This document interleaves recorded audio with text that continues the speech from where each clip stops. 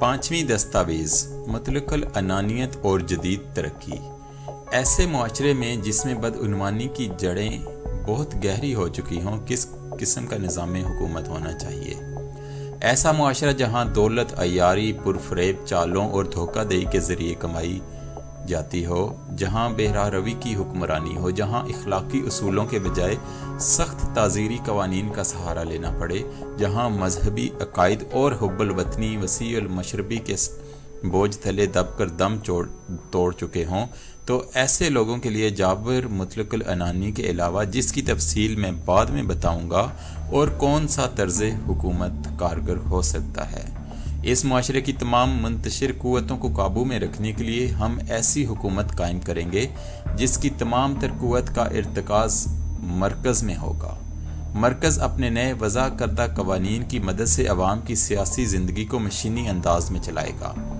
نئے قوانین غیر یہودی حکمرانوں کی دی ہوئی تمام مراعات اور آزادیوں کو ایک ایک کر کے سلب کر لیں گے۔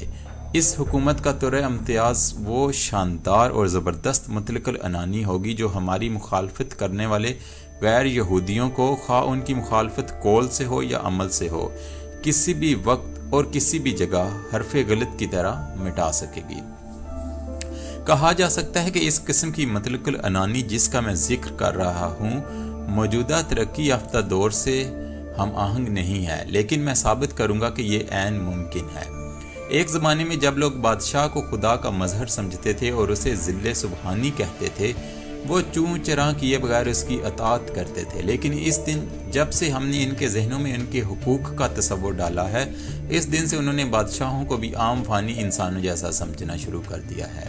عوام کی نظر میں بادشاہوں کے سروں پر سے خدا کا سایہ اٹھ چکا ہے، اور جب ہم نے ان کے دلوں سے خدا پر ایمان بھی چھین لیا تو بادشاہت کی قوت سڑک پر بکھر کر عوامی ملکیت بن گئی اور اس طرح ہمارے قابو میں آ گئی۔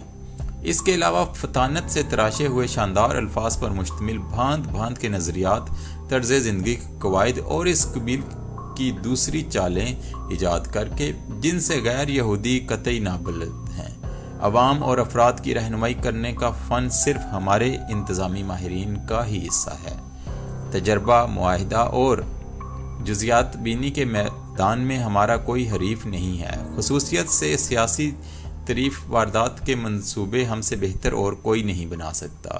اس میدان میں یسوعی ہمارا ہم پلہ ہو سکتے تھے، لیکن ہم اپنی تدبیر سے عام ناسمجھ عوام میں ان کی ساکھ بالکل ختم کر چکے ہیں، اور یہ بات ثابت کر چکے ہیں کہ وہ اعلانیہ ریاکار ہیں۔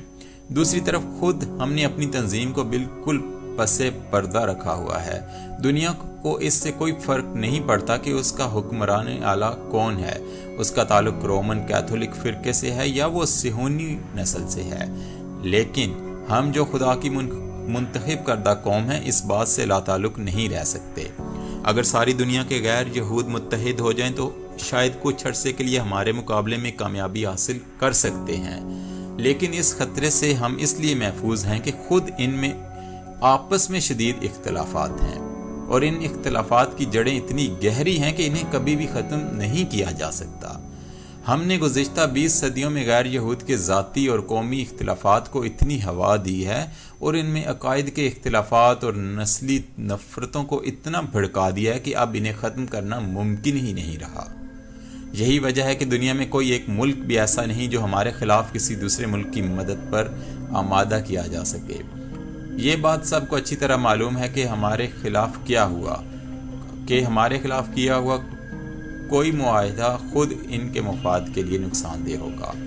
اس فرقے کی بنیاد اگنیٹیس لوئل نے 1533 میں ڈالی تھی۔ صہیونیوں نے اپنی چابک دستی سے اس فرقے کے کردار کو مسخ کر کے عوام میں اس طرح متعارف کروایا کہ اب یہ لفظ ہی ریاکاری کے معنوں میں استعمال کیا جا سکتا ہے۔ ہم بے اندازہ طاقت کے مالک ہیں، ہماری طاقت سے صرف نظر کرنا ممکن ہی نہیں، اور جب تک اس میں ہمارا خفیہ ہاتھ نہ ہو کوئی ملک کسی دوسرے ملک سے کوئی ادنا سا معاہدہ بھی نہیں کر سکتا۔ پرمیراجس ریگسنٹ میرے ہی توسط سے بادشاہ حکومت کرتے ہیں۔ انبیاء کے قول کے موجب خدا نے ہمیں دنیا پر حکمرانی کرنے کے لیے خود منتخب کیا ہے۔ خدا نے ہمیں اس لیے غیر معمولی ذہانت بھی بخشی تاکہ ہم اس منصب کے اہل ہو سکیں جس کے لیے ہمارا انتخاب کیا گیا ہے۔ اب اگر یہ دوسرے بھی اتنے ہی ذہین ہو جائیں تو وہ ہمارے خلاف اٹھ کھڑے ہوں گے، لیکن اگر ایسا ہوا بھی تو ہم چونکہ پہلے ہی سے مستحکم ہو چکے ہیں، یہ نئے لوگ ہمارا مقابلہ نہیں کر سکیں گے۔ اگر ایسا ہوا تو یہ مقابلہ بڑا شدید ہوگا۔ یہ ایسی جنگ ہوگی جو چشم فلک نے آج تک نہ دیکھی ہوگی۔ وہ وقت کہ جب دشمن کے ذہین اور ذی فہم افراد ہماری جگہ لے سکتے تھے گزر چکا ہے۔ اب انہیں بہت دیر ہو چکی۔ تمام ملکوں کے نظام کے پہیے ایک انجن کی طاقت سے گھومتے ہیں اور وہ انجن ہمارے قبضے میں ہے۔ وہ انجن جو ملکوں کی انتظامی مشین چلاتا ہے وہ ہے سرمایہ۔ سیاسی معاشیات کا علم جو ہمارے دانا بزرگوں نے ایجاد کیا تھا مدت سے سرمایہ کو شاہی عظمتوں سے ہمکنار کر رہا ہے۔ سرمایہ اگر بغیر قیود کی تعاون کرے تو اسے صنعتوں اور تجارت کے میدان میں اجارہ داری قائم کرنے کے لیے آزاد ہونا چاہیے۔ ایک نادیدہ ہاتھ پہلے ہی سے دنیا کے گوشے گوشے میں اس پر عمل کروا رہا ہے۔ یہ آزادی ان لوگوں کو جو صنعتی شعبے سے تعلق رکھتے ہیں ایک ایسی سیاسی قوت بنا دے گی اور اس قوت سے عوام کو کچلنے میں مدد ملے گی۔ فی زمانہ عوام کو جنگ میں جھونکنے کے بجائے انہیں نہتا کرنا زیادہ سود مند ہے۔ آگ بجھانے کے بجائے ان جذبات کو جو بھڑک کر شعلوں کی شکل اختیار کر چکے ہیں اپنے مقاصد کے لیے استعمال کرنا زیادہ اہم ہے، اور دوسروں کے نظریات کو غلط ثابت کرنے کی کوشش کرنے کے بجائے یہ زیادہ فائدہ مند ہے کہ ان کو اچھی طرح سمجھ کر ان کی اس طرح تشریح اور وضاحت کی جائے کہ وہ ہمارے مقاصد کے لیے کام آ سکیں۔ ہمارے ادارے کا بنیادی مقصد یہ ہے کہ عوام کے ذہنوں کو تنقید سے پراگند کیا جائے اور قبل اس کے کہ مزاحمت کے جذبے کو ابھارنے والے عوامل ان پر اثر انداز ہونا شروع ہو جائیں، ان کا رخ موڑ دیا جائے اور دماغی قوتوں کو بھٹکا کر لفاظی کی مصنوعی جنگ میں الجھا دیا جائے۔ ہر زمانے میں دنیا کے عوام اور افراد کے لیے عمل کے مقابلے میں اقوال زیادہ مقبول ہوتے رہے ہیں۔ عوام کو صرف تماشا چاہیے اور اس تماشے سے وہ مطمئن ہو جاتے ہیں۔ انہیں تھوڑا سا رک کر یہ سوچنے کی فرصت نہیں ہوتی کہ یہ قول کتنا قابل عمل ہے۔ لہٰذا ہم ایسے نمائشی ادارے قائم کریں گے جن کا کام یہ ثابت کرنا ہوگا کہ ترقی کے لیے ان کا وجود کتنا ضروری اور فائدہ مند ہے۔ ہم تمام سیاسی جماعتوں اور مکتبہ ہائی فکر کا آزاد خیال سیاسی کردار اختیار کریں گے اور تقریر بازوں کو آزاد خیالی کی زبان دے کر انہیں اتنا بلوائیں گے کہ سننے والوں کے صبر کا پیمانہ لبریز ہو جائے اور انہیں تقریر کے فن سے ہی نفرت ہو جائے۔ رائے عامہ کو اپنے قابو میں رکھنے کے لیے اسے پراگندہ رکھنا ضروری ہے، اور یہ اس طرح ممکن ہے کہ ہم بھانت بھانت کے اختلاف رائے کے مواقع فراہم کریں اور ان اختلافات کو اتنے عرصے تک شہ دیتے رہیں کہ غیر یہودیوں کے دماغ مختلف نظریات کی بھول بھلائیوں میں گم ہو جائیں اور ان کے دماغ میں یہ بات بیٹھ جائے کہ بہترین بات یہی ہے کہ رموز مملکت کے بارے میں کوئی رائے زنی ہی نہ کی جائے۔ وہ یہ سمجھ لیں کہ جس کا کام اس کو سانچے۔ ان معاملات کو سمجھنا انہی لوگوں کا کام ہے جنہیں عوام کی قیادت کرنی ہے۔ ہمیں اس سے کوئی سروکار نہیں ہونا چاہیے، یہ پہلا راز ہے۔ ہماری حکومت کی کامیابی کا دوسرا راز مندرجہ ذیل ہے۔